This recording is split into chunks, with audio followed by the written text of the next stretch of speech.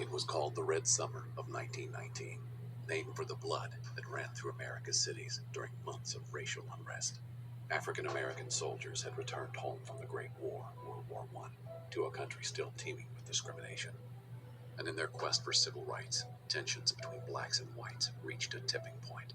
Deadly race riots broke out in over 24 cities, but one rural town, Elaine, Arkansas, would become the epicenter for the bloodshed.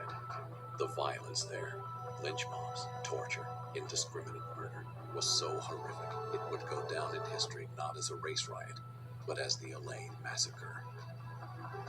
This is history. Dark history. During World War I, more than 350,000 African American soldiers enlisted to serve. But while they fought for democracy abroad, their own country, America, was still not willing to see them as equal. White supremacy was very mainstream at this time in the United States. Basically, a lot of African Americans were seeking to obtain their full rights and equality in the United States, and violence was often used by mobs of whites. Tensions reached a boiling point in the summer of 1919.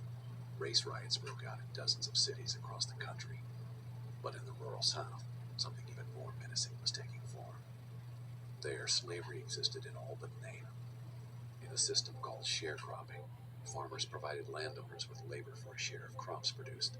Though the system was rigged, sharecroppers were often kept in perpetual debt. One black sharecropper raised $500 worth of cotton, and his landlord told him, "Yeah, but you used $697 worth of supplies, so you will lose money." Everyone who has any power at this point is working to make sure they keep African American laborers tied to the land. For roughly 50 years, the system went unchecked. In the fall of 1918, a black man from Arkansas had had enough. Robert Hill had decided to form a union to represent sharecroppers. It was a dangerous decision, and one that would set off a chain of events involving mass murder, torture, and a landmark Supreme Court ruling. But first, he would need to organize. In his message, Hill was pretty simple and direct. Why is it that we cannot have fair payment for the honest and hard work we do? Despite the inherent risk involved with challenging whites, World War I veterans and other black sharecroppers became card-carrying members of the Progressive Farmers and Household Union of America.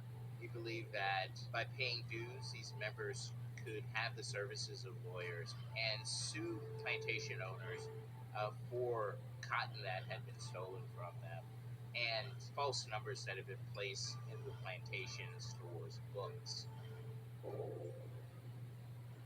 On the night of September 30th, 1919, Union members gathered in Elaine to discuss their legal plan. This is in Phillips County. It's basically just a crossroads at this time, a road, a few houses, a railroad site, no streetlights. There's also a one-room wooden church, and that's where the Union met. Expecting that they might have trouble, the Union posted a guard of about 6 men. They had shotguns and rifles. The meeting's taking place. While they're having this discussion, a car rolls up the road. 2 white men were in the car. By one account, one of the white men in the car said, "You all get away from there." And shortly thereafter, a shot was fired. Though it remains unclear who fired first, a barrage of gunfire broke out. One of the white men was killed almost instantly. The rumor of a black uprising spread in a matter of hours. The idea of a sharecropper rebellion conveniently played into the hands of landowners who did not want their sharecropping practices scrutinized. They did all they could, as quickly as they could, to sound alarms that black farmers were out for white blood. The story gets magnified that the town is under attack, that blacks are killing people in the streets, that there is a revolution afoot. The sharecroppers quickly formed self-defense groups, expecting repercussions over the death of a white man. But they could not have predicted just how severe the response would be. The following morning, under the watchful eye of Sheriff Frank Kitchens and his deputies, posses of white men were sent to find, detain, and kill the offenders. When you have an out-of-control mob just being told there's a Negro insurrection going on, that mob's being very indiscriminate and fun. Here's one thing you need to do before you start your holiday shopping. Don't spend another dime on Amazon until you watch this first. Watch this. I can show you how to get the sweetest deals online when you shop. You see houses being attacked, black-owned homes being ransacked. The black school was burnt. Notable families were killed. Black women and children have to go literally hide out in the woods because many of these people are indiscriminately shooting at African American women and their children. Black veterans and other African Americans took up arms in self-defense. This no doubt just feeds into the mob fervor.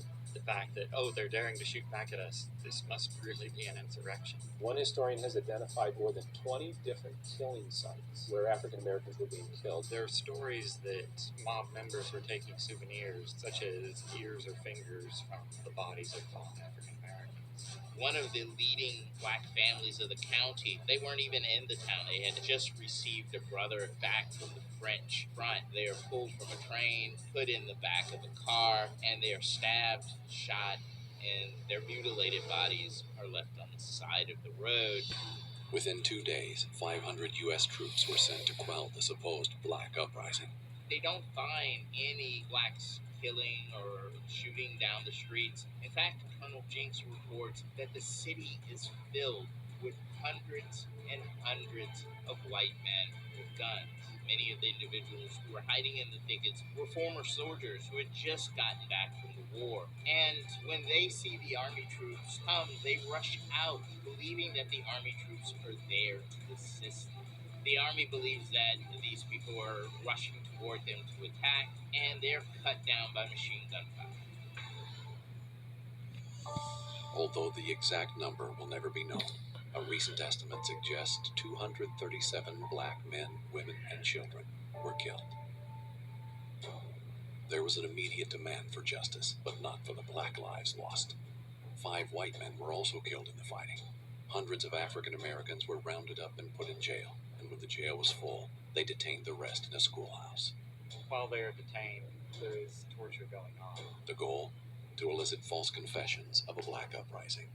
They whipped the men, whipped them for long periods of time. They stuffed formaldehyde up their noses, and they stripped them naked and shocked them with electrical charges. They did this until they confessed to the conspiracy. Robert Hill escaped to Kansas, but his peers back in Arkansas were not as lucky.